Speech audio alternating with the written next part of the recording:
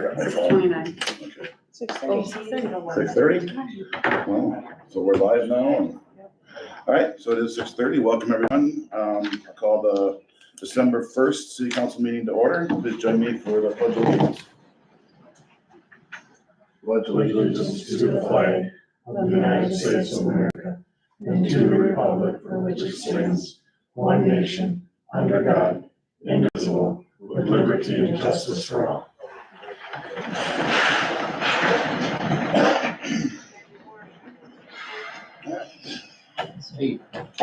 I can?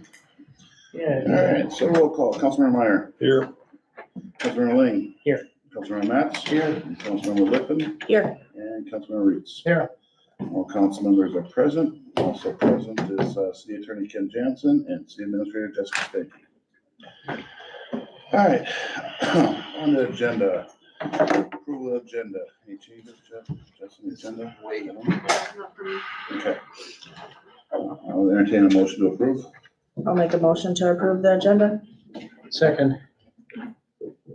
All right, motion by Councilmember Lippin, second by Councilmember Reeds to approve the agenda. All in favor, say aye. Aye. Opposed?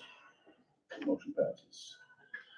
Item 4, citizens addressing the council. Is there anyone here that'd like to address the council that's not on the agenda? Okay. Seeing none, we'll move on. Move on to the consent agenda. Tonight's consent agenda consists of approval of the bills, approval of November 3rd, 2025 City Council meeting minutes, approval of the November 17th City Council workshop meeting minutes, approval of the 2026 solid waste collection application for waste management, Brindle City Sanitation and Gaylord Sanitation, approval of a temporary liquor license for Sibley County Egg Association for bingo on February 20th at the Arlington Event Center, approval of gambling permit for Sibley County Egg Association for bingo, and gambling permit for Sibley County Egg Association for raffle on September 12th, and approval to employ Kirby Grandel and Carlos Garcia to the Arlington Fire Department. I just have one note about the minutes. There are 2 sets for November 3rd, one for our workshop and one for the regular meeting. Okay. Workshop and regular meeting. Yeah. Okay. Do I have a I'll motion? make a motion. Oh, go for it. I'll make a motion to approve the consent agenda. I'll second. Motion by Councilmember Lippin, second by Councilmember Ling to approve the consent agenda. All in favor, say aye. Aye. Opposed? Motion passes. All right, we'll move on to the public hearing, the truth and taxation. Over to City Administrator. All right, so tonight we'll do our truth and taxation for the 2026 levy and city budget. On Tuesday, September 3rd, we'll approve the preliminary levy at 13.5%. We've done several workshops, and tonight we're doing the proposed final levy of 5%. We do have the resolution later on in the agenda. So this slide just outlines the breakdown of the levy amounts. As you can see, our general fund levy amount didn't hardly change at all, with an increase of $566. The major changes you see here is we have a tax abatement coming online for a business here in town. We're reducing the levy for the fire department due to their fund balance being healthy enough to cover their expenses for the difference between their revenues. We are adding ambulance onto the levy this year. This is the first year since 2022 that the city is going to be levying for the ambulance department. We did reduce the capital improvement levy this year. We have some overages in the general fund, unrestricted balances that we're gonna be proposing a transfer at the end of the year to subsidize some of that. The rest are our bond payments that follow our bond schedule. The next slide just outlines the total tax levy trends over the last 4 years. As you can see, in 2025, we had a significant jump due to the 2024 street and utility project, but since then we're starting to level out again. This slide just shows the general fund expenses, where most of our money is spent on the general fund. We have police and public works. Police at 31%, public works at 28%. other key services, library, general government, and community development. This slide outlines those numbers. Again, you can see our largest expense is police administration and public works, and a lot of the increase is just due to operational expenses. This graph outlines the general fund revenue, so this is the different sources where we take in money for city expenses. Our largest one is local government aid, followed by the tax levy, and then after that is our fees for service. That includes permit fees, rental of the hall, such like that. This slide outlines the details for our revenues, broken into 2 slides. As you can see, our general property tax levy is not increasing very much, and neither is the local government aid this year. Here on our second slide, you can see a difference on our fire. The 2% state fire aid is now going directly to PARA. Historically, we used that for the retirement account.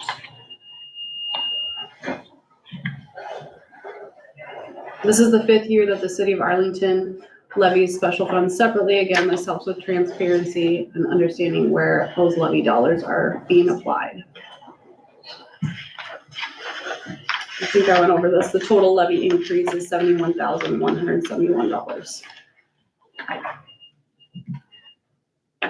This slide outlines our capital improvement plan. We have a couple things coming up for 2026. We have some ongoing HVAC updates and maintenance here at the event center.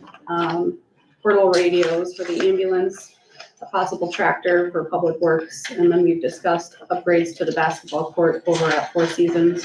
However, we do have funds in our medical center fund to apply towards that. I think the next major year for expenses is going to be 2030.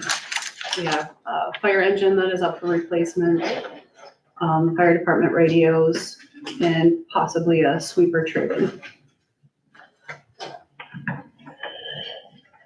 Our tax rate remains steady. These numbers show that our tax rate remains about 65%. Tax capacity is determined by multiplying the property market value by its classification rate. So the county does that calculation for us. And then we take our total tax levy into our tax rate. Anybody has any questions?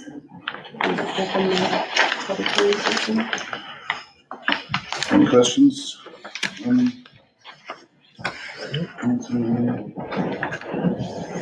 Okay. Looks good. Should we close the public hearing and move on? Motion to close the public I hearing. was gonna say, I think we need a motion. To Yep, you're on it. Is there a second? Second. Motion by Councilmember Reed, second by Councilmember Meyer to close the public hearing. All in favor, say aye. Aye. Opposed? Motion passed. All right, on to new business. Street update project. Mayor. Welcome. Thank you, Mr. Mayor and Council. Not too much to update here with the snow, but just wanted to come in. So this is proposed to be the last pay estimate for the construction season. All traffic controls gone, inlet protection. I'm really kind of in a winter suspension at this point. Not expecting any activity until next spring. So really just wanted to be here to see if there's any discussion points or any questions council had here at the end of the season. Any questions, any concerns? So you wanna talk about the watering that we figured out, what we're gonna build? Yeah, so as we talked about at some prior meetings, there's water use for watering the seed that was installed. So we did receive a number. It was 123,000 gallons is what the contractor used for watering the seed. So we were going to invoice them based on the city's rates for that amount.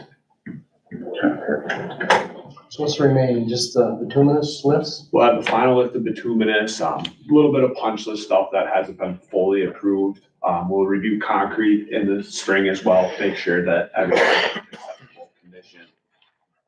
I think that's really all that's outstanding. I guess making sure the turf looks good too. And then we hold the retainage on the amount completed and paid up to this point until next summer. Yeah, Yep. And then the retainage for the bituminous we hold until spring, summer of 27. Nope, so we would get a warranty bond to cover that. So upon final completion, so that'd be all punch lists, then we would release retainage, approve final payment, and then we'd have a warranty bond to cover any repairs that would Did be they needed. see any bituminous failures this fall? I don't think so. I think everything has held up Good. well so far. Really good road section. That certainly helps. Any other questions? All right, then I'll entertain a motion to approve, estimate number 12 in the amount of $96,494.59. I'll make that motion. I'll second. All right, motion by Councilmember Meyer, second by Councilmember Lickman to approve, estimate number 12 in the amount of $96,494.59. All in favor, say aye. Aye. Opposed? Motion passes. Thank you. See you in the spring. Thanks, Eric. Thanks, Eric. Thanks, Eric. All right, Silly Medical Center, bylaw revision request. So I think, Councilmember Reeves, were you at the meeting when they Yes. discussed these revisions? Do you wanna just touch on it? I think it's mostly about the review process. Yeah, they go through it and they review it sometimes a couple times a year, but almost everything here is just clarification, typos, grammar. On page 5, performance evaluations, you'll see a lot of redlining and some blue lining there. That's basically performance evaluation for the directors only. The directors on the board, excluding myself, I'm just an ex-official. They're basically conducting self-examination on a regular basis, and if somebody is doing something inappropriate, they have a procedure to remove them. As far as the administrator or the VP of operations, that's covered in a different section of the agreement.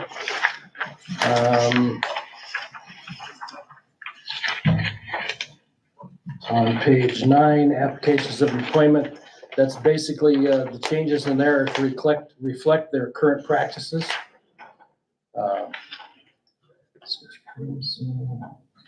They had some talk about the administrator and the role and the title, and the board decided to hold off with that. And I think one of our appointees, Jim Kreft, and Sarah Tell, the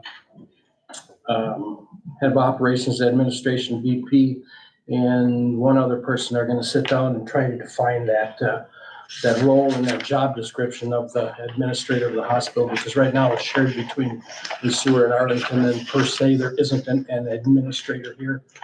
And rather than jump to conclusions and do a bunch of wording changes, they want to make sure that it's done and done right. So that's basically it. Nothing was controversial. It's already went through the board here, and it's went through the Ridgeview Medical Board also.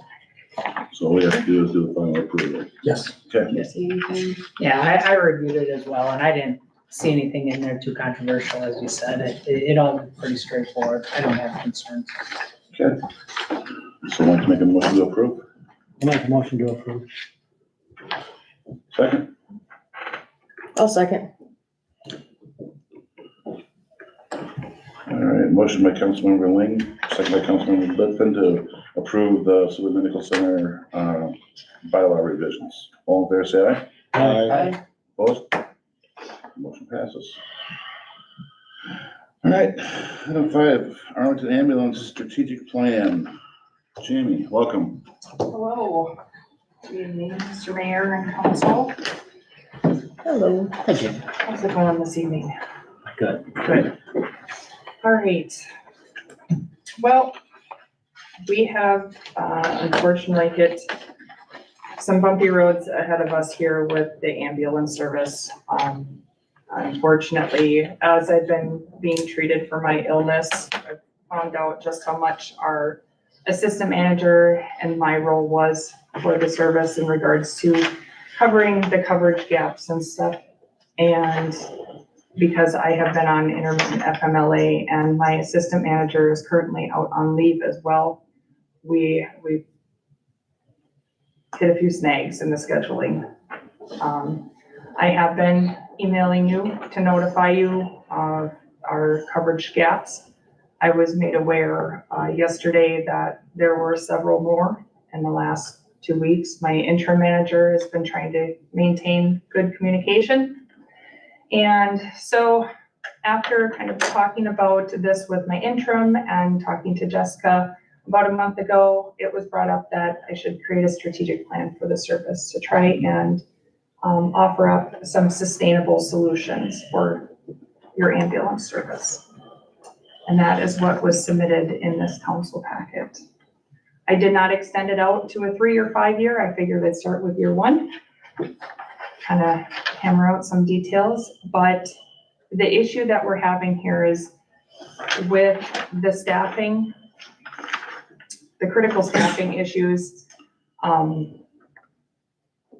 We are kind of putting in, how do I want to say this? An unrealistic expectation on the majority of our staff who are casual. They have regular full-time jobs outside of helping our community out with the ambulance service. And some of which are in this room have been going above and beyond to attempt to make sure that the community members have EMS when they need it. But there's a caveat to that as well. We're seeing increasing amounts of burnout with the staff. We did attempt to do the shift bonuses again. It's to the point where nobody's taking them. So I come to council looking for different solutions to kind of help sustain your ambulance service. And my strategic plan was merely a guide to identify the 3 critical issues that are kind of plaguing the service to date. And some solutions, and I welcome solutions and discussion, and constructive criticism too. So, did you have any questions in particular in regards to the strategic plan? I've got a question, being new on the council for this year. So, what do we have now for paramedic coverage? So we're part-time ALS licensed. So that means we can schedule other paramedics as much as they're available. So we do hold 2 licenses. It's BLS and then part-time ALS to allow the paramedics to work. On average, I have paramedics covering about 8 to 10 shifts a month. Otherwise, we're predominantly BLS at this time. And BLS are EMTs and EMTs. EMRs. Okay. Yeah. When there are paramedics coverage shift, is it 2 paramedics or 1 paramedic and 1 EMT? Yes, 1 paramedic, 1 EMT, or 1 paramedic and 1 EMR. We did apply for a staffing variance with the state that allows us to be able to respond to calls with an EMT and an EMR, or EMT and EMT. We can't have 2 EMRs running calls. And then as long as there's 1 paramedic on the shift, then it operates as a ALS. Correct. So then the EMTs and the EMRs is where we're starting to stress the filling of the shifts. It's all of it. All of them? Yes, it's all 3 certification levels. I mean, do you want to talk through the scheduling and the bid process and how people get on the schedule and how many hours on average they're working right now? And you have a staff of how many and. Yeah, so when you look at our roster, you think, hey, it's cool. We have like 22 people, including me and the assistant manager. So our bidding process it has been done historically month by month. So essentially the staff are required to put in their availability on our eSchedule platform. And then the assistant manager's role is to go through and basically secure those spots for those particular staff members. Just kind of being mindful that you can't put 2 EMRs together on a shift. We try to maximize coverage where we can. The appointed positions that we currently have, they have the seniority along with the paramedics. because ALS is an extra opportunity for advanced medical services for our community. But it doesn't go without saying, I'm not trying to show preferential treatment to that certification. What is holding the service together is our BLS crews, which is our EMTs and our EMRs. So they go through that. They have to submit their bids by the 21st of each month. And the assistant manager's role was to go through, secure those shifts, and then whatever was left over gets, the staff get notified that there's extra shifts, and we just kind of fill in as we need to go. We've identified a couple logistical issues with that. Is one, we don't know until the end of the month for the following month if we're gonna have some serious scheduling gaps. Previously, our assistant manager tried to do his best as far as moving people around appropriately and fairly to get those shifts covered, and then he too would also fill in the scheduling gaps. That was both mine and his role prior to my illness. And so Mark and I covered a lot of those shifts. We would offset those scheduling gaps. And because of my illness, I haven't been able to be on the truck, and it's suffered greatly. And therefore it reared its ugly head in regards to our staffing issues and where we're at now. You talk about the difference between appointed and casual, Yes. so we understand. So your appointed position, essentially it's a combination pay position. Appointed position, say hypothetically, if you're a .3, you have 12 hours in-house, which you are at the base, you're ready to go, and 12 hours on call. That's that .3 position. The nice thing about that is we can guaranteed hours of pay for those individuals, and there is on-call as well to offset some of the financial issues that would come down with the wage budgeting.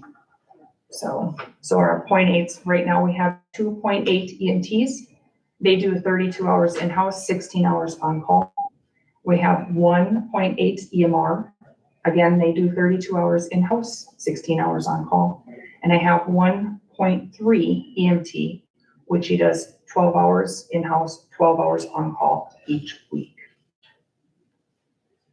And the 12 hours in-house, is that the hourly wage? And the 12 hours, is that a call pay Yes, wage or rate? our call pay right now is $6.25. Do you want to talk about the difference between what we're doing now and what you're proposing with potentially eliminating call time, maybe adding some full-time staff, just what your thoughts are on how to maybe mitigate some of these issues? Yeah, so in the strategic plan, we've identified a few things, and one big one is the overall retention of our wonderful staff. I had proposed to the council to remove the on-call pay, simply because EMS in general, this industry is starting to mutate, and volunteerism is kind of being pushed to the wayside because a lot of ambulance agencies in the state are suffering because of the lack of volunteers. They're going to career paid positions. So one of the options that I had proposed was to remove the on-call. And it was kind of twofold. One, to give the staff a fair and equitable wage, and then also to offset some of the scheduling issues. I do not say that money alone is going to solve our problems. It's not, but that is a substantial cog in the network that is the ambulance service. I have had 3 employees now tell me specifically that they will not take call in the city of Arlington for $6.25 an hour. I have talked to students who are going through EMT and paramedic programs.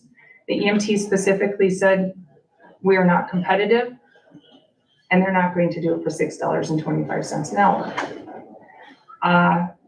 Out of the 22 people on my roster, 2 respond from home. The rest drive in excess of 20 to 30 minutes to come and provide EMS services for this community and the surrounding townships in Green Isle. it's really difficult to get people in the door to cover those coverage gaps for $6.25 an hour. For a 12-hour shift, that comes down to $75 for a 12-hour shift. And that's just to maintain readiness. And the majority of them have to come to the base anyways, because they live quite a ways away. The fact sheet that I included in on the I packet. apologize, I don't think it got printed, but I have it up on the screen. Oh, Sure, sure. print some? No. I did not print any, no, but it's That up was here. overlooked, yeah. So this fact sheet was actually created before my interview with Abdo. And Abdo was really awesome at asking questions about my roles and responsibilities and where some of my time is kind of committed. And it got brought up, our payroll system. So as you can see, our process steps up there, that is our payroll system. That is currently what I do. It's extremely time consuming. And also the risk for errors is extremely high. I have Lisa, she double checks everything just from a payroll and accounting standpoint. So bless her soul, she does a wonderful job. But there's also errors that do occur, especially when the staff have to go in and try and mitigate those errors. On every payroll, every 2 weeks, I go through the exception report. So eSchedule offers up one of those exception reports where there's missed punches, late punches, so on and so forth. I'm having to mitigate almost 40 exceptions every 2 weeks, to the point where I have to log in now about every 2 days to fix the exceptions. Otherwise, everybody's time cards get really goofy. And then I spend more time looking at time cards. If we were to go to an hourly wage, the process steps and the errors pretty much are literally a quarter of what I do now, thus saving me time and also reducing the risk of errors. You're saying people would punch in if they were hourly? They don't currently do it? No, I And, don't- and we have the difference between being on call and then when you respond to a call, you get a Right. different. So you're trying to calculate, okay, you left at 1:45 for a call, you came back at 3:45. yeah. Yeah, so there's a lot of cross-checking involved with that, especially when, say for instance, right now I have automatic transfer of a lot of the on-call staff into their time cards. I still have to review it, which is, it's no big deal.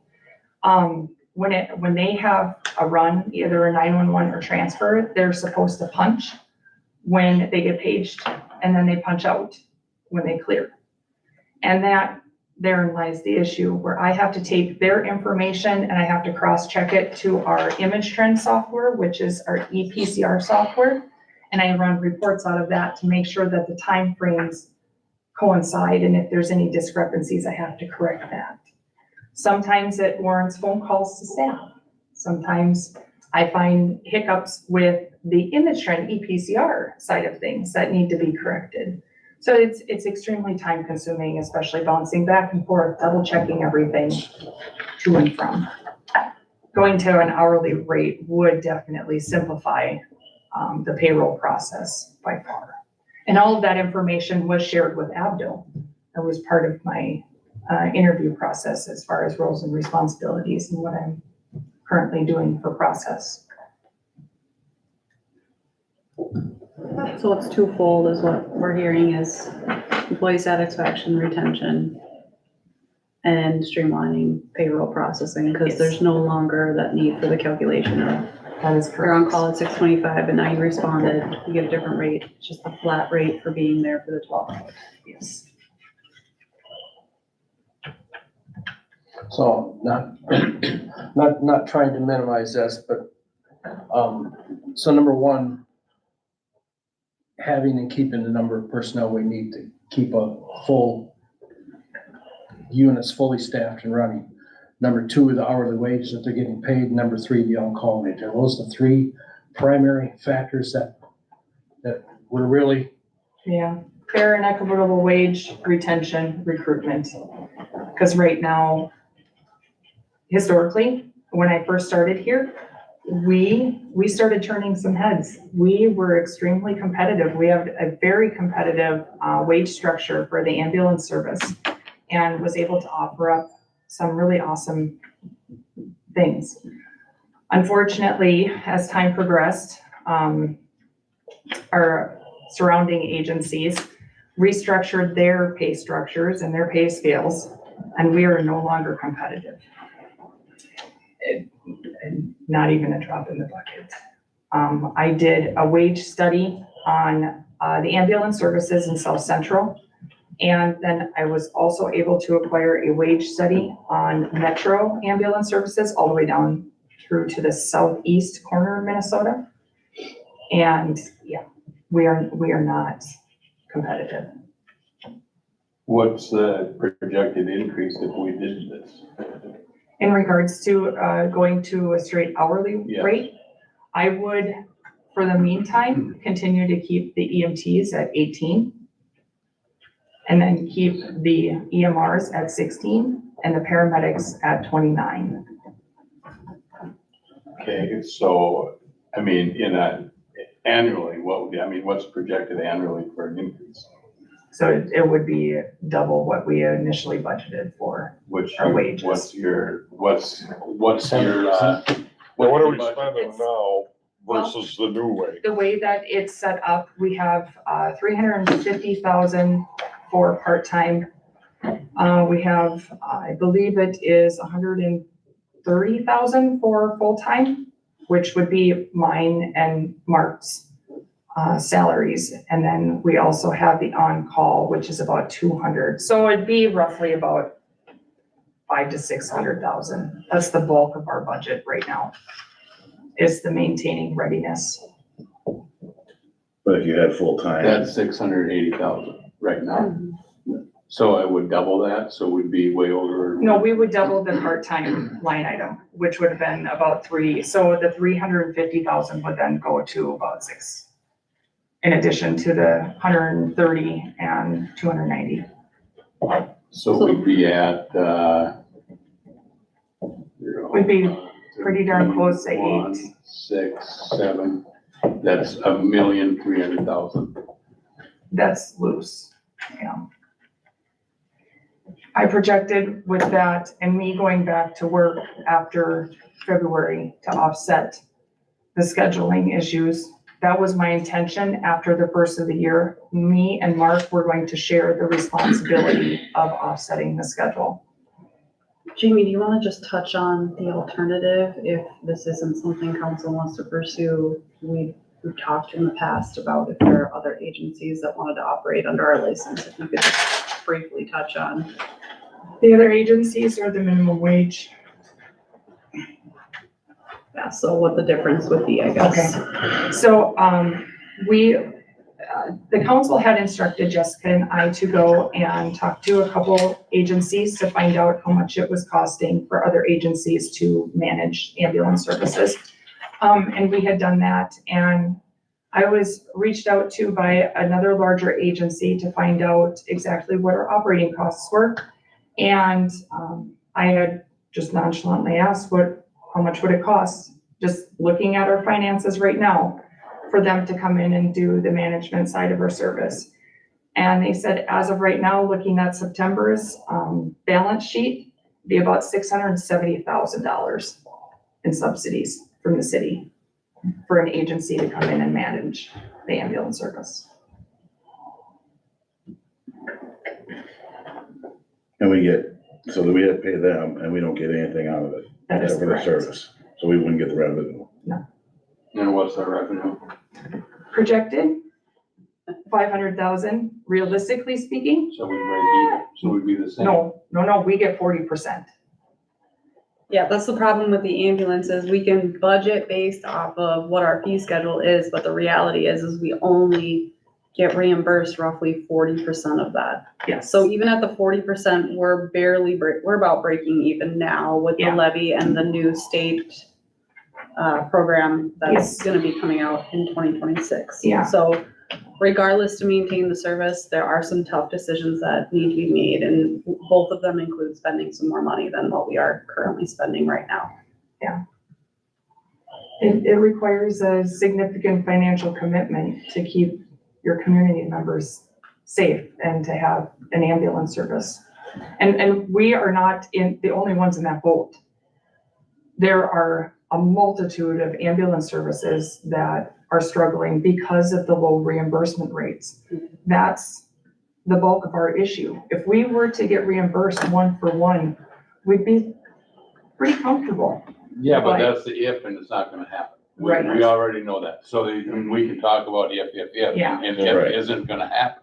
We're gonna get reimbursed at 40%. It's not gonna be 50, it's not gonna be 60. It'd be great if it was 80, but it's not gonna happen. So we're gonna stay at 40% no matter what we do. There are some options like Jessica touched base on to help kind of recover some of the costs and the budgetary constraints. There is the unreimbursed care pool. That is a grant that the state of Minnesota will have available for the next 3 years. So essentially, we could apply to get some of our money back that for individuals who do not get transported. So like your lift assists, car crashes, those sorts of things where our staff responded and essentially didn't warrant an ambulance ride. And so we can apply for that. And then I also talked to a colleague of mine today. They talked about a potential for a countywide taxing district. 144E is our state statute, and it does mention in there that the municipality could enact a taxing district. However, it gets a little convoluted when you start to read it, and it wasn't favored by many. I did send an email out to Buck Elpin. He is our Minnesota Ambulance Association lobbyist. He was the one that essentially created that and pushed that bill forward. I would like to find out from him what other counties have enacted a countywide taxing district to kind of offset the ambulance budgetary issues. The one that I do know for a fact that comes to mind is Cass County. They were able to do that. But there is options to help subsidize the cost to maintain readiness. I mean, and I'm willing to put the work in to secure those subsidies. But I want to be able to retain the wonderful staff that we have for this ambulance service to begin with. Otherwise, we don't have anything. And have a service that responds when the community has a need, that we're able to respond, because the direction we're going as it's currently sitting is where we have not been able to maintain Correct. our responsibility, and it's not getting better. So some decision needs to be made. So basically, you're looking at getting rid of the on-call pay, and it's just gonna be straight pay across the board. They come in like a normal job and. Yep. What do you have full-time? Are you doing all part-time? Are you doing full-time, or what are you thinking? We could continue the appointed positions, so just end up removing their on-call essentially. And then the casual staff would have an opportunity to come in at the base and maintain readiness. So I know we're losing staff. Yeah, Switching to hourly, is it a guarantee we're gonna keep our staff? nothing's a guarantee. I do have, so Brandy was, Not a guarantee, but like, are we going to have the staff? Additional incentive.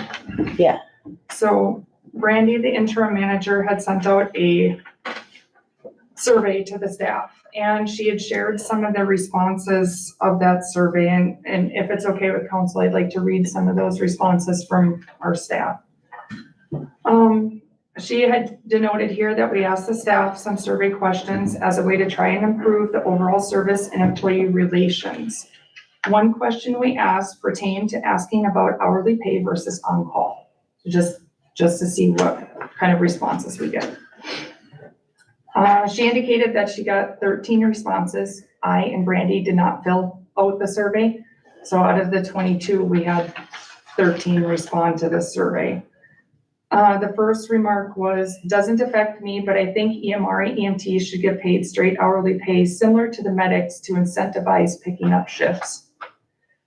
Another individual stated, I prefer straight pay because I have spent 12 hours at the station regardless of if there are runs or not. I switched to an appointed position to get extra money because after working these years of low on-call pay, it was the only way I was willing to continue to work for Arlington.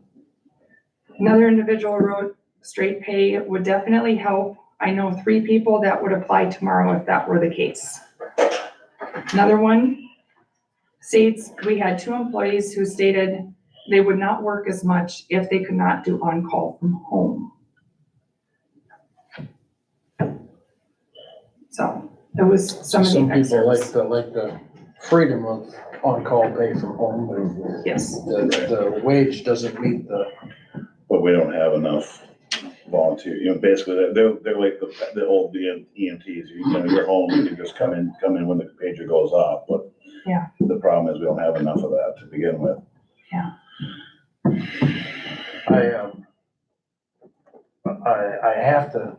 I have to bring up the elephant in the room. And we can shoot it down all we want, but it's an elephant that we have to talk about for comparison. And that's, Ridgeview's ambulance service. We know it's gonna cost a lot of money. We know we're not gonna get any reimbursements on it. But I'm not trying to sell it. If we're gonna be looking at these kind of costs, we have to have something to compare to. We just can't throw a bunch of stuff in a box and hopefully we got room left in the box. We have to have something to compare to. Whether Ben has mentioned he really wants to sit down and talk to us, to give us some numbers and give us some. and we gotta have numbers, we gotta know where they're gonna keep the trucks, we gotta know what kind of response time. Right, It's just like, if we go and switch snow plowing methods, people in town are gonna bitch because they're used to this. Yeah. If we end up switching emergency medical services, I'm sure there's a standard for call response time. Maybe we're not gonna be what the people are used to, but if it's still, I'm just, like I say, I'm not trying to sell it. We have to have something to compare to here. yeah. it's good conversation. It is good conversation. You can look at Gaylord as a really good example. So they pay our Ridgeview $150,000 a year. That's just the fee they pay to have them manage their service and have the truck available. Like you said, their call times are not as great as our call times, Mhm. but that contract is up every single year. I think it just increased this last cycle. Yeah. But that's just the flat fee the city pays to have their ambulance service there. They still have to maintain the trucks. They still have, I think there's. See, and I'm not at all in favor of that kind of a model, because that Right. model doesn't benefit us in the As a least. city. If we have to provide an emergency services building, we gotta supply garage, Right. we gotta supply the trucks. That model to me isn't anything. If anything, it's something like Hamburg has or Norwood has, where Ridgeview has the Ridgeview ambulance presence. Hamburg doesn't have it anymore. No, they moved it out of there, but Yeah. that's their coverage area. Yeah. Yeah. So I I'm don't not know in favor of that model at all. That's, Sure. yeah. Yeah, Right. I don't know how that works with our PSA because we hold the license, so I don't know how, because that is how Gaylord is doing, they're operating under Gaylord's license, so I don't know how that works to do something different than what Gaylord is doing aside from what we have right now. And I don't even know if Ridgeview would put any kind of a proposal or a cost estimate together with anything other than paramedics. Maybe they don't even consider EMRs or EMTs. And if it's just a fully 7 days a week, 24 hours a day paramedic crew, we're talking a lot of money. But there again, we have something to compare to this other box that we're building. That's the only thing I'm getting at. I'm not by any means pushing Ridgeview. But it's tough to me when we're talking about increasing hundreds of thousands of dollars to not have anything to compare to. That's all. What I wanna see is on paper, you flipped out a bunch of numbers. Yep. What it's gonna cost us per year to go from a volunteer base to an on-call structure paid professional model. I wanna see what that's gonna cost us and what we're spending now. I just don't wanna hear it, I wanna read it. Yeah. That'll help me a lot. I get your problem here, I understand I it. can't speak for anybody else, but I see that the on-call the on-call pay is an issue to the majority of the personnel. And I Right. understand that. And maybe one of the key things that we have to think in that model is the hourly pay. Yeah. Right, Adjusting it to an hourly pay and maybe adjusting it to a competitive pay. right. I think you guys, you need to decide what the direction is gonna be, and if it's to stick with your service and running it, that you're exhausting all efforts to maintain it before you throw your hands up and say, we can't maintain this Yeah. anymore. Right. You show that you did everything you could. Yep. I mean, I can't even comprehend what a fully paramedic model would cost us. It's a hell of a lot more than this, I can tell you that. Yes. Yes. And again, I hope that stresses to everybody that I'm not pushing the Ridgeview No, I thing. I just want to make sure we're making it. But we do need something to compare it to. Yeah. Yeah. I mean, we might listen to them and they might be way up here, where right now we're right here, and we'd be an idiot to go, Yeah. but we don't know. And if we go with the model, like one of the other communities, like Jess referred, Yeah. we would still have a lot of these same problems, whether it's on call or. Yeah, I don't think whether we'd it's cure anything. wages. No. Right. Going with any other service, we still have the problem with, the on-call. And then going with another service, let's say we had Bridget take it over, who's to say they're gonna keep it? And they maybe keep Gaylord and close us down and use Gaylord, or close Gaylord down and use us. Because they still don't have enough people to cover both rigs. Right. So now then that relies on either a model where, like Green Island Henderson, where the fire department is now responsible for the first, and you still don't have, you don't know where your rig's coming from, because maybe the Gaylord rig is out, or First responders to cover until the paramedic. until the ambulance comes up. SOLS gets there. So, I mean, there's a lot of things to discuss, and yeah, if Jamie can put the numbers together, show us what it's gonna look like. They don't even have to be super hard numbers, Nope. estatiments. Just show what the budget will Super look like. simple, yep. Yeah, And maybe if we have full-time staff, we won't need 22 people either, Right. because they're covering the shifts, I mean, obviously, we wanna take what we get, but most of these people already have full-time positions, and they're coming here to help us out. Yeah. So, I mean, this is an experiment that we've been working on since I started on the council. And we're just, Yeah. so we're I can definitely, certainly do that. I think you covered the issues and the problems very well and come up with some opportunities and some potential solutions. Gives us something to think about. put the numbers together, we'll definitely discuss it. I can So, yeah, so they certainly can do see what you're talking about. Something to compare Yeah, in writing. And I don't even know if it's a number you can grab out of the air, what kind of a amount of staffing, part-time and or full-timers that we need to have comfortable staffing level of our service. Yeah, And I'm not asking. for- no, I thought about it an awful lot, to get us to something that would be mildly comfortable, tolerable maybe, at least a minimum of 5 full-time staff. Yeah, just given the number of shifts that we have to cover and, cause, we don't run 8 to 5. No. It costs a lot of money to run 24 hours a day, 365 days a year, just to be prepared to respond. It takes a lot of money. And it's, do you do it 6 to 6? Yes. Those 12, okay. And businesses are running with less employees, so the volunteerism part of it. I remember when I worked for the city 40 years ago, and there's an ambulance call or a fire call, and there was cars coming from every end of town. Now they're lucky if they can even get people into a pumper truck to go out and fight a fire. And, Yeah. and the store X doesn't have an extra employee that they can leave and run over, be an EMT or EMR during the day. Yeah. Times have Yeah, every changed. business on Main Street has somebody that would. Yep. And Main Street was full. I mean, We had they, 3 guys in the city crew that ran the ambulance during the day. yes. Yes, and I was picked up by a few of them Oh, no. on multiple occasions. yeah, I know when I was on that Oh, dear. the day call was really the hardest one, because usually just Marge and Brent were Yep. the day, and then the evenings were always covered, I mean, when I was on the ambulance, but yeah, even when I left, it was starting to get hard to find volunteers to do this. Yeah, and there's creative ways to get people into the door. There are additional funding methods that the state has put forth. It is an earn while you learn program. That is something that I would like to entertain for the city as well. To be able to employ EMTs and paramedics who are going to school for EMTs and paramedics, but then it also pays them to go to school, and it pays for their schooling.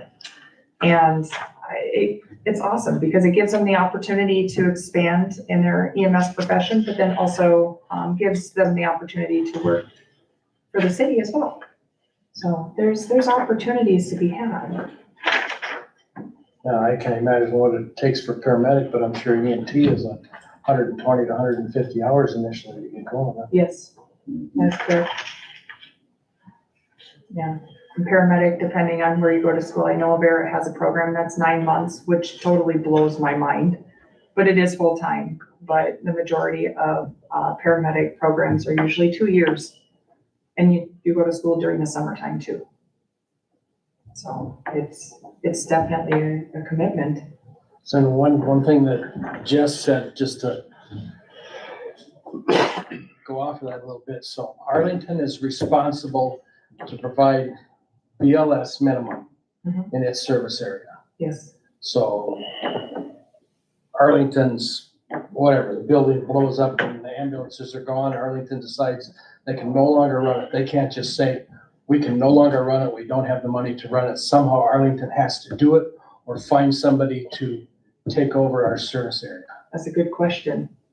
So in the event of a catastrophe, we have both mutual aid contracts, and Ridgeview has also been presented with a coverage contract. So when we do have these scheduling gaps, we contact Ridgeview in a certain timely manner. And Mark Anderson has assured that the contract shouldn't be an issue, but they want to properly vet the contract just to make sure it meets all legal requirements.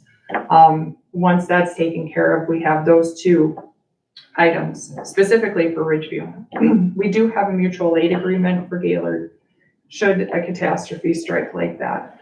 Alina, same thing. Winthrop, same thing. And we try to ensure that the community has the coverage that it needs should there be an issue. Specifically a catastrophe or even scheduling issues, and just lack of people picking up on the schedule. So I'm doing my best to identify these issues and make sure that the necessary documents are being filed to make sure that the community members have an ambulance when they need it. So then the other worst case scenario is, again, the city just decides that they can no longer afford it. Does the state come in and say, we don't care whether you can afford it or not. You need to increase your tax levy and you need to be able to afford it somehow by taxing your residents. They will not say that. The state will come in and they'll assess it, and one of two things can happen. You can either put the PSA up for lease, which is may be attractive to other services, may not. There might be services that they may not be interested. Or you can put the PSA up for sale, but once you sell it, you don't ever get it back. So that's why a lot of service areas that may have been forced to make those decisions offer up to lease the PSA to another agency, because they don't want to necessarily let it go completely. You know, the only reason I say that is because if it's up to the city of Arlington via its tax levy to support and keep a minimum BLS service going in town, maybe it would incentivize some of the other communities that we serve and some of the townships that we serve, that it takes money to keep a base structure of a facility operating. Not even talking about the operations costs, just the base facility of having an ambulance and a fire truck and having a staff ready. Yeah. That they think that they can just go without paying and, oh, we'll pay when we have a call. It doesn't work that way. Right, because the reimbursements only work for the calls. It doesn't work for maintaining readiness and having your service available to your community. That's exactly right. Have you had any response from the fire department? No, but I did email Doug, And I emailed him an application if there were any other firefighters that were interested. And then I also printed off a bunch of applications and left them up at the fire hall too. Okay. And just instructions on if they had any questions to reach out to me. I have not had any response, Do you happen to have an application on you? not on me. Could you email me? Yes. Please. Yes, I can certainly do that. Thank you. And it sounds like this is something that needs to be happening sooner rather than later, not something for Right. next year, not, this is. No, No, this is hit critical mass. And Jamie, you're about to go out again, so. Yeah. Yes, so I have been trying to maintain a supportive role for the interim as much as I possibly can. And with my assistant manager being out on leave, I've been jumping in the office and essentially doing his role as well. My next surgical procedure will be December 15th. To that, I will be out the remainder of December and possibly early into January. So I'm attempting to set the service up for success again. I tried that once and it didn't work, so, but I remain hopeful. do we want to do another meeting if you get the numbers together? Well, I think beforehand, if Jamie gets the numbers ready, I think we've all talked enough tonight Yeah. that the next meeting, if you guys are comfortable with me presenting the numbers and making the decision Mhm. at that point. Yep. I mean, it's up to you guys if you want to try to squeeze in another meeting, but I'd be comfortable since you guys have had this discussion. Are we gonna Presenting it get in some, January. like Kurt had said, entertain some numbers from Ridgeview? If they're interested in providing those numbers. Yes, some of I the- will, I'll talk to Mark Anderson, and see if he'd be willing to give me some numbers. The other option, the agency that reached out to me was North Memorial as well. And theirs was extremely high as well. And that may be a longer term solution decision to be Right. made, but I think this Short removing term, call time yeah. is a short-term Band-Aid Mhm. for you guys to gather more information and make a longer term decision, but I think Right. this needs to be decided. Yeah, I think right now, maybe one of the easier solutions, barring what Dave said, has some actual black and white numbers in front of us, is to adjust wages and get rid of the call pay and move to the next step of maintaining and trying to build what we have while we continue to evaluate what's next. So is there sort of that Band-Aid that we can put on this until we come to that long-term solution? Something that, I know you're saying that you're not getting enough people to fill the spots at this point. Is that gonna run into issues down the road if people are not available to meet our needs? I looked at December's schedule, Brandy's been working on that. We seem to still be having issues with the weekend coverage. We do try to fan out our appointed positions where they're every other weekend. But again, the casuals just, they fill in where they can. And with the holidays being around the corner again, it's gonna be increasingly difficult.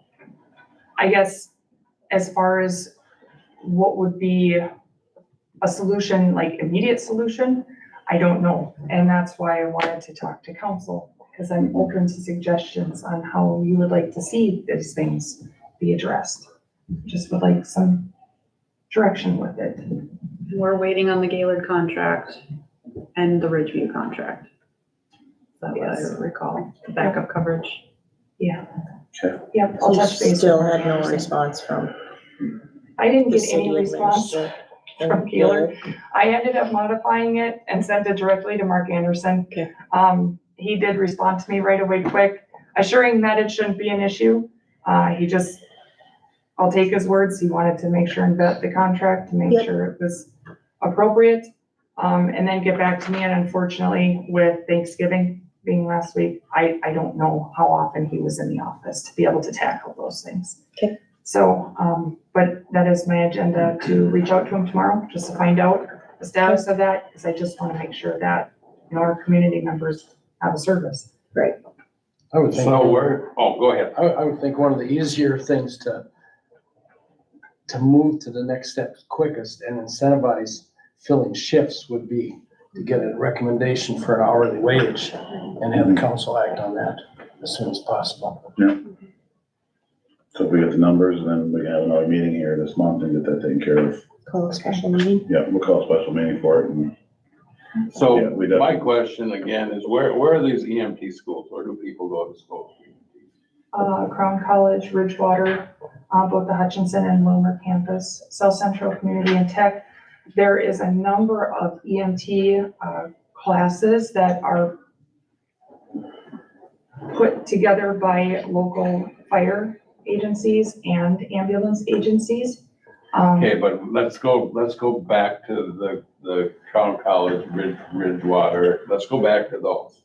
Okay, there's people graduating from those every few months, right? I mean, okay, can't we go and recruit from them? Can't we go to those and interview people and say, we'd like you, like do to that. have you? And, okay, then we should have people. If we can do that, we They should don't, have they people. don't they don't drive have to the- Arlington for $6.25 an hour. Right. That's the problem. They wanna come work here, but not for $6.25 an hour. Right. I've even But attended, aren't people that are just, aren't there people that are just, I mean, is the market that saturated that you can't pull people out that are just getting out? Well, I think if you can go to North Memorial and make whatever they're offering. yes. Even I'd go there. entry level EMT is between $26 and $31 an hour. That's in North Memorial. Pretty much answers your question Yeah. from 6.25. Right. I mean, it's, And it still is, I mean, I don't know if it's improved, but Student there's fresh not, out of I don't know if it, when I was doing it, there was not a lot of people that were jumping to EMT and paramedics. On average, so I'm also an EMS educator. I've had the opportunity to teach for the last 9 years, and I taught EMT class and EMR classes. At max, the highest number of students that I've ever had in a class was 15. And usually those are held on campuses in which the good bulk of those students are belonging already to an agency. So for example, if I teach down in Springfield, 3/4 of that class, they already belong to Springfield Ambulance and Fire. Yeah. So they're trying to keep it local. After January, I got asked to teach another EMT class in Fairfax. And I'll bet you 50 cents that the good bulk of those individuals in that class are gonna be for Fairfax Fire and Ambulance, Franklin Fire, Morgan Fire, and potentially Centricare in Redwood Falls, and Springfield and Sleepy Eye. And They're regional most of the EMTs that go to school are, they're being paid for by the city they're by their going to. agencies. Cause that's how I got it. The city paid for me and then I had to serve a year or two. I can't remember what it was. Otherwise I would have to pay that back. Yes. And that's why I've expressed that interest to the colleges to try and heavily recruit individuals from those curriculums. It's because they may not be vetted to a particular agency yet. They might just be getting their feet wet in the EMS profession. And to be able to give them experience would be really nice, especially with having paramedics on staff. You know, we have some seasoned EMS personnel on the ambulance service, and there's that opportunity. But it does have its issues too, and its limitations. Are most of those students coming out, are they stepping into those full-time roles or coming into that part-time, or? are they doing Typically, the it's on-call? part-time, yeah, with the on-call, those volunteer agencies such as like Springfield and Sleepy Eye. They're lucky enough to have, volunteers in the community. Like Winthrop has do they have a full staff yet? No. No, there's one too. They're trying, and they just hosted an EMT class just this last year. Yeah. You know, I talked to their director and he was really excited because he was hoping that he would have an additional 11 personnel on their ambulance service. Don't know how many people passed. And it's a very hard test. Mhm. It's a very difficult test. It's 110 question, unless they've increased, it's 100 question test. It's a big test Yeah, and it's tricky. yes. And it takes what, 6 to 12 weeks, evenings? Yeah, Yeah. a lot of agencies now do blended learning where you have a mix of online and in-class learning. The in-class portions, those are basically to kind of fine tune your skill sets because you still have to take a psychomotor exam and then also a written test for those certifications. You mentioned fire department with, in applications, they're trained EMRs, right? Or are they first responders? The whatever? majority of them are, yes. They're EMRs, Okay. all but 4 on the department are EMRs. Or EMRs. Would they really need to fill out applications since they're already city employees if they want to help out or be a part of the service? They are already city employees. They just need to be trained in on the ambulance. In my personal opinion, no. Okay? I leave that decision up to you. It was just a thought that came in, to help. To help, yeah, Speed to- things along a little bit, being that, like I said, they're already city employees. Yes, I don't yes, know. I'll leave that decision The legal- to you guys. My first instinct is probably not because they're already on our payroll, they've already should have signed our Kim? personnel policy, I guess, without definitively. I suspect that they would have to apply for a change in position. It'd be a, In addition to the. Yeah, Yeah, they're not jumping ship from fire. They just, they're just being a part of the ambulance too. and that's why I just had them fill out an application, off of that premise. But I would think, if they want to fill out the application. I mean, they've already To had speed- background check. To speed things along, that way we don't have to go through come to the council to approve it. Right. This way we'd speed that process along. Right. so I think would be, there'd be a sort of change in the duties, the job descriptions. Mhm. I think that we could certainly put it on a fast track, but I think they would certainly have to jump through some hoops, to change it. Okay. Well, we can sit and talk about this all night, but No, I think. I'm sorry, I'm taking up so much of your time. We need all the information we can get to make a decision, but if you can put the numbers together, give them to Jessica, we'll call, when you get close, we'll call them in 2 weeks or whatever, we can Yeah, I could have. do another it special, before we'll do a then. special meeting to discuss this, so we can kind of at least get this ball rolling and see what the next step's gonna be. I mean, We should probably loop in our accountant, because none of this is budgeted into next year, right? See where this money. well, let's see what the numbers come out to be as far as, and then we'll have to make that decision. Well, I will do that. all right, I appreciate your input tonight. Yeah. It's been challenging to say the least, trying to mitigate these issues, but 4 years ago or 6 years ago, we knew it was gonna be a challenge, yeah, considering what we had. yeah. So, we've come a long way and done a great job and just had a hiccup in the road, Yeah, you know? yeah, there's a lot they didn't expect this year, unfortunately. Right. But, ebb and flow and just do what we can Okay. for the community. All right. Thank you. I Thank you. appreciate you guys. All right, Thank you guys for your service. Yeah. Thank you. All right, law enforcement agreement. Chief, welcome. Good evening, everyone. Good. So what I'm bringing before you is from LexisNexis. This is a program we already use. It is basically done through the mail. It's insurance companies basically requesting our police reports for crashes and things like that. This is basically moving that all online. All we do is upload our report now. We still get paid the same and this is completely free for us. LexisNexis pays for the website. So we don't have to do anything other than they give us access to it. We can also now track crash data. So if there's a bad intersection in town, we now will have better data to show it. So say something on Highway 5 is a major issue, we have that data to now provide to the state. Not that we couldn't do that prior, but it was a lot more difficult to track it on a yearly basis. This is gonna do it for us. So the 3 bullets, 6, 7, and 8 are all part of the same thing.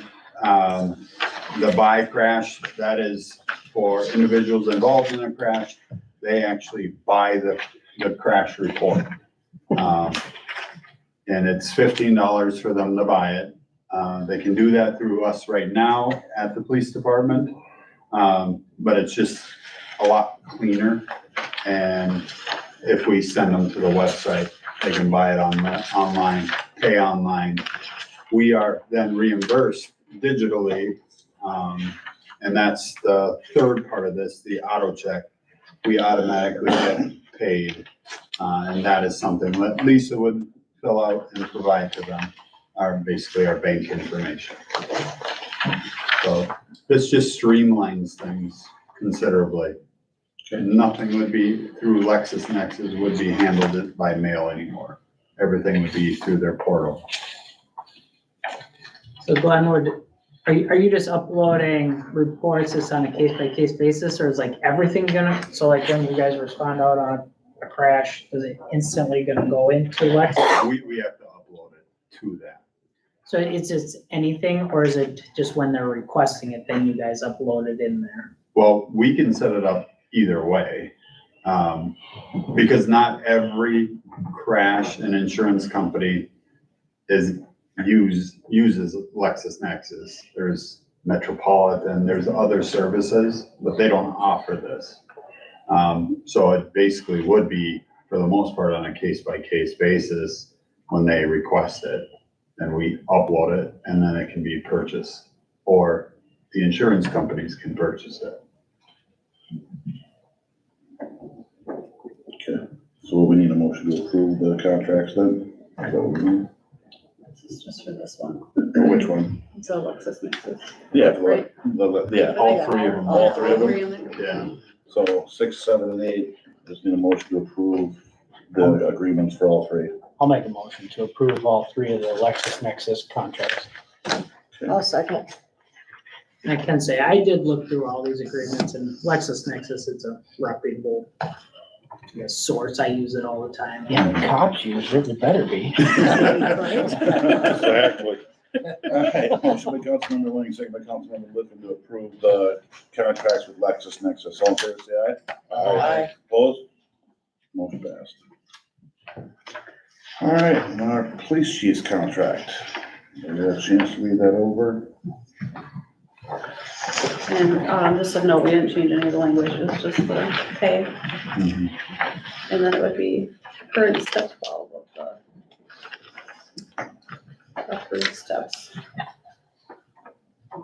Yeah, just for clarification, Jess, so when the wage is stated, and then it says, this is in, paragraph 2, line 3, employer agrees to pay COLA plus. So then besides the wage that's stated, the 106,808, if the city decides to do a cost of living of 2%, then that's paid alongside this, or how does, just for clarification? Ken, can you maybe help? Because I'm not even sure how we're doing his step and then proposing the COLA increase. That's your question, right? If it would Yeah, go with the yeah. COLA? Yeah. Is it alongside that base salary? Do you know how it works? That's what it should be, yes. Yeah. Because we would do our COLA That's what it was. essentially the same time as this increase would go into effect. Because we do the COLA as the first of the year. So I would read this contract as essentially that you'd be entitled to COLA plus your 1% on top of COLA. COLA plus 1%. Yeah, Yeah, So it's this number plus the COLA plus 1%. yeah, that's how I read that's it. how I would read it too.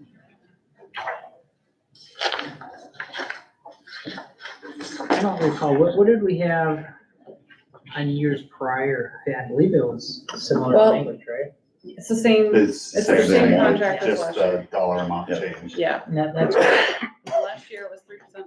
This year, I think we talked at budget, I'm gonna propose a 2% COLA increase. That'll be at the January meeting.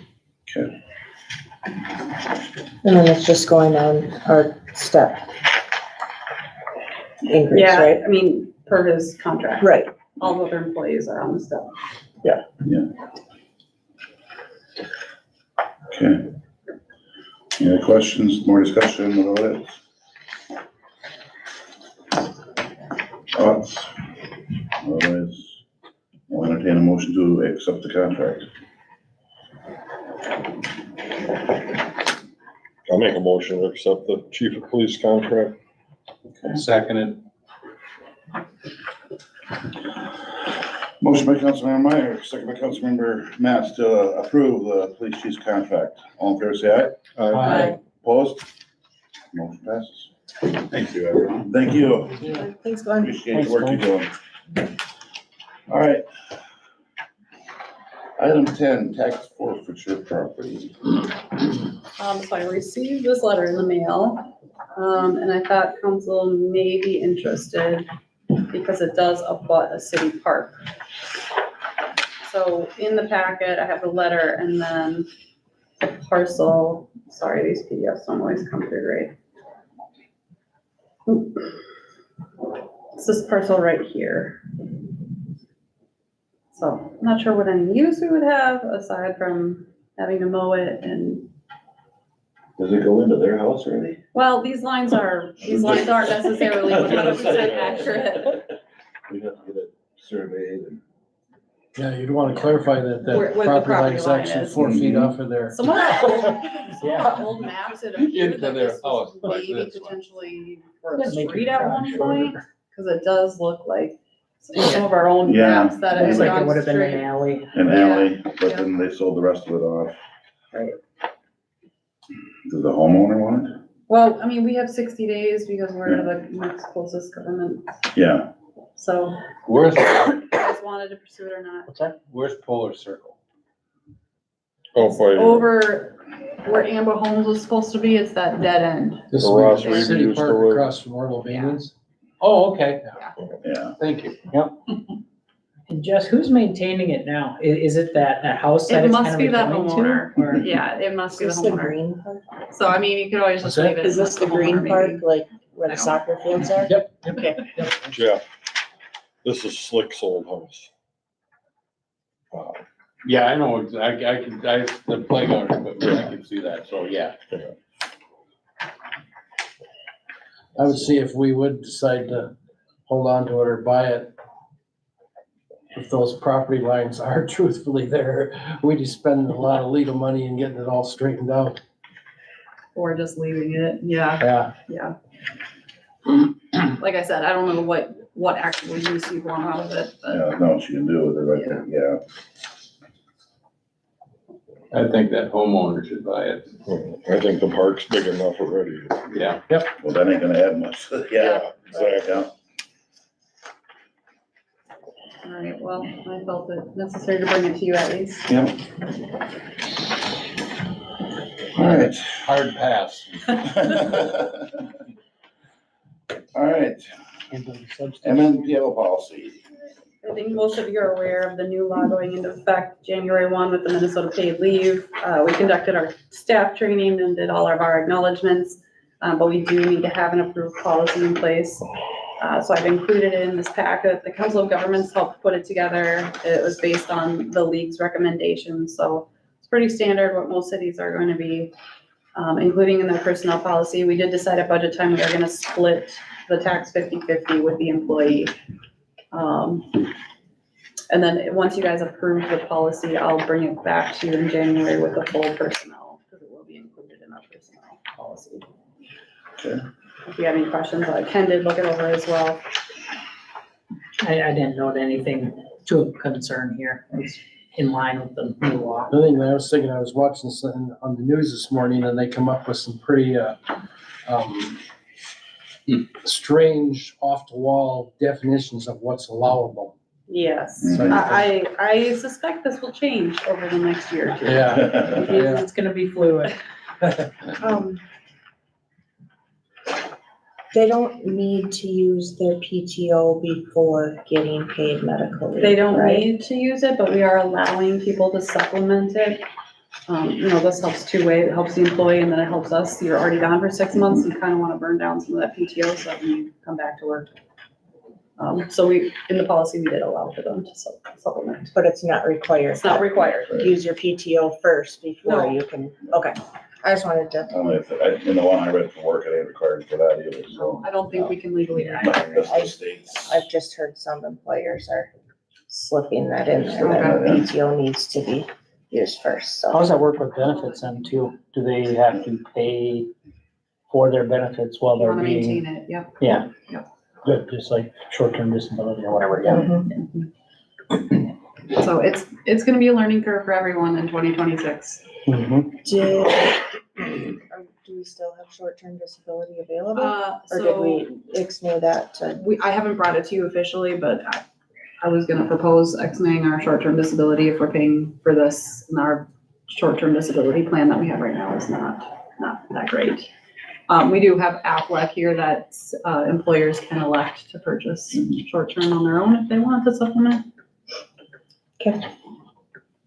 This is better than short-term disability. The policy we have, yes, this is way better. So then do we have something in mind that if somebody takes off 12 weeks for whatever birth of a child and how they're going to reimburse the city to maintain their health? We're gonna have to figure out how the administration is gonna work. And that they don't continue to, and you've got it in here, don't continue, they can't accrue vacation or sick leave benefits while on MNPL. Right. So a lot of behind the scenes tracking. It's gonna be a lot of administration for this program. Yes. Any other questions? Now, I'll entertain a motion to approve the policy. I'll make a motion to approve the MNPL policy. Okay. Second. Motion by Councilmember Littleton, second by Councilmember Matts to approve the MNPL policy. All in favor, say aye. Aye. Opposed? I had one question I did want to ask Justin. So it's under the maintaining health coverage during leave. Do you see that portion? Yep. So there's two where it says arrange to write a check every X amount of weeks. Do we want to put in a?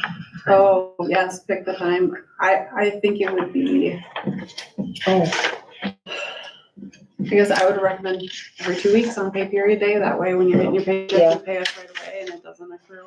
Yep. Mhm. If you can.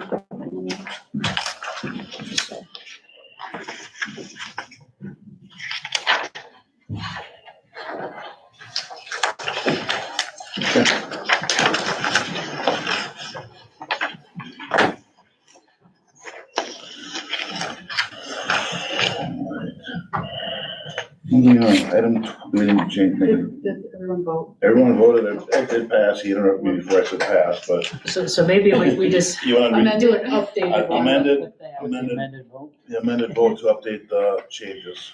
so you need another amended motion? Yeah, I'll make a motion to approve the amended, pay every 2 weeks.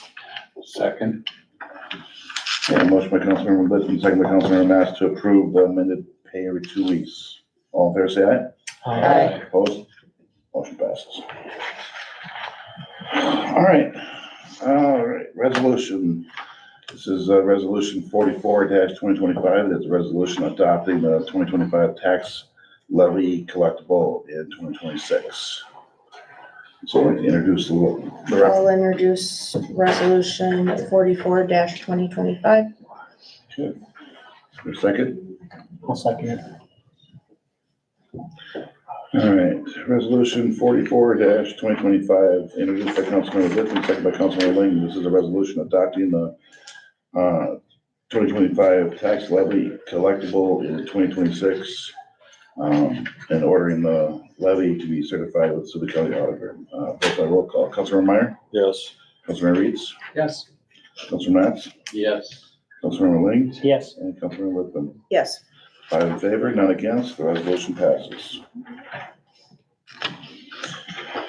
And then resolution 45-2025, this is a resolution transferring city funds.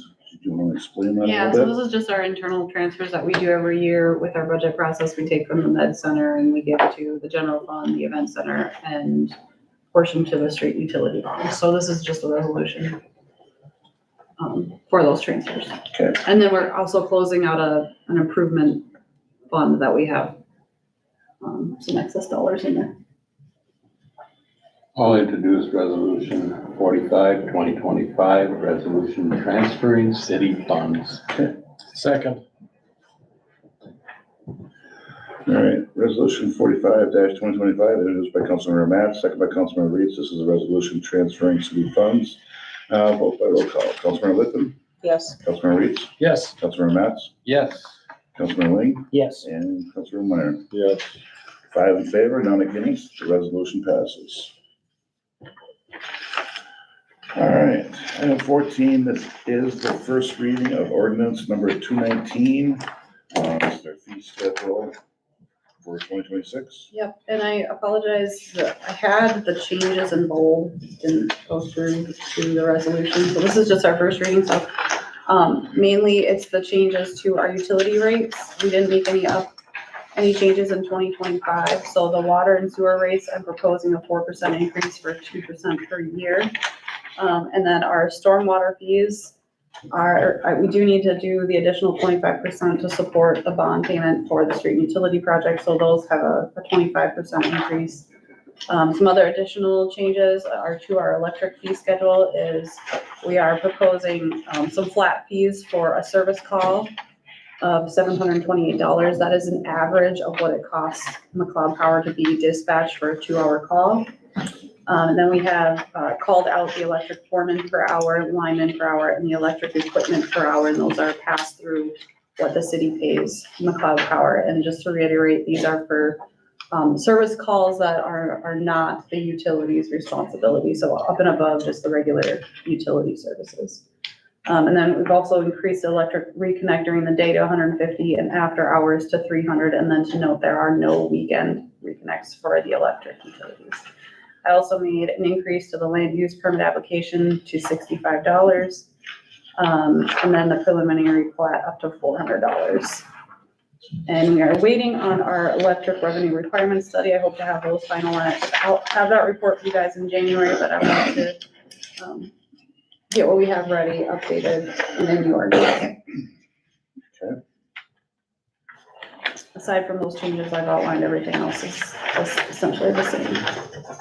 Okay.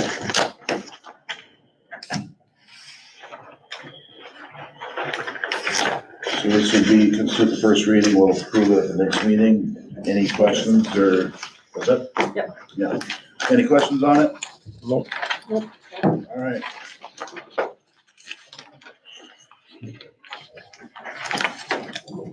All right, item 15, old business community development coordinator, assistant city administrator equipment. So we discussed this at our last meeting, you guys, approved the job description, but we had tabled the recruitment. I think the main reservation was where this employee was gonna sit. We talked about doing some construction maybe to room 3. We've reached out to a couple contractors. I know, Jeff, you were given loose numbers. I don't have anything concrete to present to you guys. So I just wanted to keep this on the agenda for discussion and just your thoughts on what the plan will be moving forward. Yeah, we talked about those numbers, right? It's like 100 to Yeah. 150. Yeah, yeah. So we can keep pursuing plans. I don't want to table this for too long, so I opted not to continue with CETA. Yeah. So those additional responsibilities are now going to be shifted back to me. We do have the Council of Governments that can help a little bit. Still gonna take some time to recruit the person. So we have Yeah. CETA through the end of the year, Through the end of the correct? year, yep. So through the end of this month, and then their contract is not renewed. So I do have some concerns over that, and yes, I don't know how long this recruitment will take. We're talking about a professional level, so could be 90 days, could be 120 days. What are the thoughts on building? Remodel? Yeah, What's? Until we get hard numbers, it's kind of hard. Well, see, but if we're in favor of it, then we can put it out on bids, right? That's kind of Well, what I'm. I think Kirby and I are trying to solicit some bids and get hard numbers submitted. Well, we can't get hard numbers until we get some, sort of. Architect, drawing. yeah, so Yeah. Kirby went with an architect for Thanksgiving, Oh, actually the okay. architect who built this building, so we are moving forward on it. Okay. He didn't go with the architect that built this building, did he? We haven't gone with anybody, we just met with him and he was here discussing, so we're still working We don't on it. need him. We need the guy that did the roof. Yeah, I think it's him. Oh, okay, Yeah. that's different. Oh, they're different people. That's the different, the guy that redid the roof. Well, because he at took our first- plan, he took the original plans to review, so. That's okay. Okay. All right. I mean, in the meantime, I'm willing to adjust my office. I'm really concerned if we keep pushing this out too far, so. And I know my review is later, so I can discuss that more in detail and maybe it needs to be tabled one more month, but, And we have the job description ready the to job go. description is We just ready, need to yeah. give the go ahead post for the it. recruiter. Post it. Is that something, do we need to wait on, I guess, the office space to get going on that, or? That's what I'm wondering. With your blessing, I'd like to move forward sooner rather than later because, like I said, I think the recruitment is going to take some time and I'd be willing to offer up some of my space. And I think if you found someone that was qualified in doing it, he'd be happy and promising that he'd have a real office. It's not like we're not doing anything. We're working on it, I so. think the recruitment should start. Or Mhm. at least get it out there. Yeah. So we need to approve the job description. It's No. already No, been job approved. description. You need to approve somebody needs to make a motion to approve, the recruitment of the The position. To release it. Yep. And with January, usually people start looking for, there's people that look for jobs at the beginning of the year, who knows? But, yeah, that's what, basically we need council to, make the decision if we wanna start recruitment now. And I think we're all in favor of, redoing room 3 or doing something with that back area to add more space, being that, everybody's in there pretty tight the way it is. So, it's just a matter of getting the hard numbers for that, but, so. I'll make a motion to start recruiting. I'll second. All right, motion by Councilmember Matt, second by Councilmember Lippman to start recruitment for the Community Development Coordinator position. All in favor, say aye. Aye. Opposed? Aye. Okay, motion passed 4-1.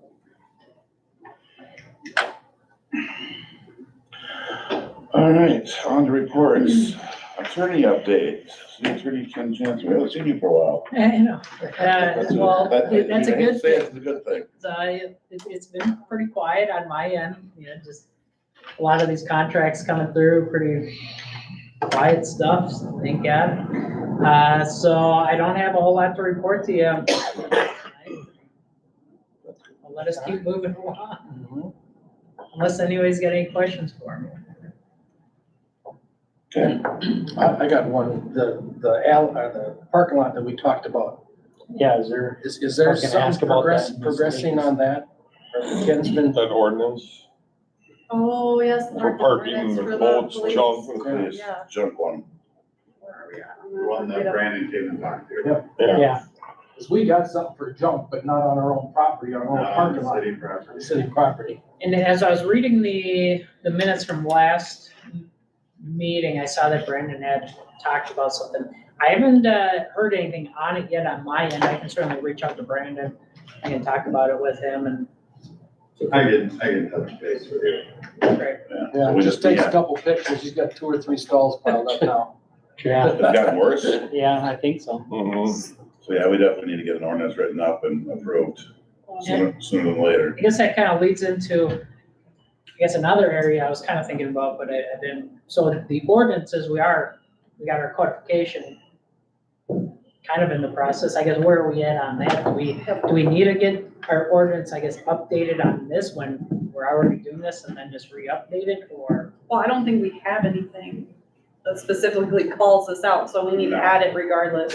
Yeah, As far as the ordinance codification, it's taking way longer than I ever. Way wanted it to longer. take. That was Yeah. supposed to be done a long, long I mean, time ago, but I that's- think we should jump on this and get it done and get it moving. Yeah, and that's get that part of the- junk Out of that parking. Part of the reason why I see that is just not working out, because that was a project that was supposed to be tackled by that position. So again, with the recruitment, I'm hoping to give that person the reins to pick that up and get it finished, because So we can certainly put some sort of ordinance together kind of for the interim, but we also want to incorporate it into our new, yeah. brand new code Brand new here as code, but- well. But yeah, we gotta get something so we can get that mess cleaned up. So would that be something that potentially can be incorporated into the current nuisance junks ordinance, that there would be a section that would talk about city-owned property? You hate to say that city-owned Well, I property is think gonna be public parking lots. public parking General. lots. Public Yeah. parking lot. Yeah, So that stuff's not gonna be moved for Saturday. No.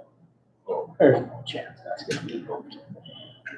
Not until we're made to. Unless we go do a midnight auto and remove it. It's a fairly used parking lot for Arla Dazzle. Mm-hmm. Is there any marks on the city payload that says city? I'll talk- Could someone borrow it? As it disappears. But I'll talk with Glad Alfred. Yeah. Maybe we can find something. I know a little bit about kind of what's going on with it. I don't know the full, I guess. Just drive down Main Street, go to the left, I went to the left, you'll see it.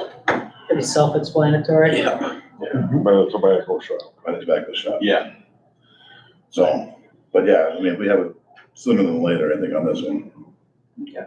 Okay, I mean, we struggled with them last year before Harley Dazzle with this boat. Well, that was on me, yeah. It was on There the are street. new people in there now. This is not all one guy. There's multiple people doing it because they can do it. yeah, well, if one does it, then Yeah. everybody's gonna do it, It's so. not So, just yeah. one person. Yeah, pretty soon that whole parking lot's gonna be full. Well, what happened is those people had storage at the Nowak building. And, the landlord nixed Okay. those properties. He was sick, but he got nixed. He said, okay, everybody's out. Yeah. Well, they have to have somewhere to go, so where else but the city parking lot? Right. Which unfortunately is next to his apartments. Because there's no ordinance that says we can't. Right, because it's gonna take 2 meetings to approve the ordinance. It's gotta be the first reading and then a second reading, so. Should be right in time for spring cleanup, right? All right, anything else for Ken? All right, we'll move on, city administrator update. Working on getting our budget finalized of these new policies for our new laws coming down from the state. Working a lot with Jamie, trying to figure out how to handle these ambulance issues. That's been challenging, aside from personnel not being available. So yeah, working on our utilities still, plugging away with that 10-year power delivery plan. We've worked with the EDA on possibly securing that land, so getting that purchase agreement put together. Aside from that, just the day-to-day. so I talked to somebody about that power delivery plan, they said MMUA has funding available for that, for its members, For the plan, for that. putting the plan I together. don't know about the plan, but the actual, feeder Execution. lines and substation, and I'll have to check so into when we that, get, that's Yeah. ways down the line, but when we get to that point. which I am taking their utility leadership course there, so that's something I can always talk to them when I'm gonna be there in March. Okay, any questions? All right, otherwise, event center report, that was in your packet. Police report, people service report, and then our statement of funds and budget, investments. Any questions on any of those? Okay, any updates from council as far as committees and whatnot? Active in the library. Okay, Just the EDA with that. You took the tour of the hotel? Oh, Yeah. Yeah, that was really nice. Yeah, Doing a lot of good work over there. and they had people staying there on, last weekend, they had 4 rooms rented out to be continued. So they've got, they have, the whole place rented out for bull riding event. They already booked it for next year. So I think it's gonna be a really, really good thing, and they're working hard on it, and it's looking really nice. They got a lot of phases that they're working on. Yeah, Phase 1 right now, and phase 2, and phase 3, and phase 4 he even mentioned, and I don't know, there's probably more phases after that. And then Sure. utilities Yeah, looks committee, good. I'm sorry. No, looks good. I agree with Jeff. I'll probably schedule a meeting for the utilities committee here before the official budget all comes out, just to finalize utilities. I think we're like 99% there, but just have you guys take a second look and update you on where we're at with everything. Our last planning and zoning meeting, where was that lady from? Oh, yeah, she's from the COG. Cog. Yep. Okay. Council of She Governments. came in and did a training, and she was really good at it, and she would be a great candidate for our job, but For the hopefully assistant. she applies. She did our, planning commission training, so just training people how to be on the planning commission, and then we went over our comprehensive plan, because that's a goal of 2026, to start going through our comprehensive plan. Good. When Dave and I and Jessica and Eric, the engineer, met with Highland Creek Watershed Board. That's Starting in January, I think they're gonna work with Ken to get the contract rewritten, and starting in January, we'll bill them a stormwater fee. Lot going on. All right. So next is, we'll have a closed session, and so you need to read it, in Minnesota state statute that permits a public body closed meeting is for, to discuss per Minnesota statute 13D-5 subdivision 3A, to discuss the performance of an individual who is subject to its authority. So we will be doing the city administrator's review. So I need a motion to close the meeting. I'll make a motion to close the meeting. I'll second it. Motion by Councilmember Meyer, second by Councilmember Wing to close the meeting. All in favor, say aye. And just before we close it, this is for our city administrator, Jessica Stanky. Cool.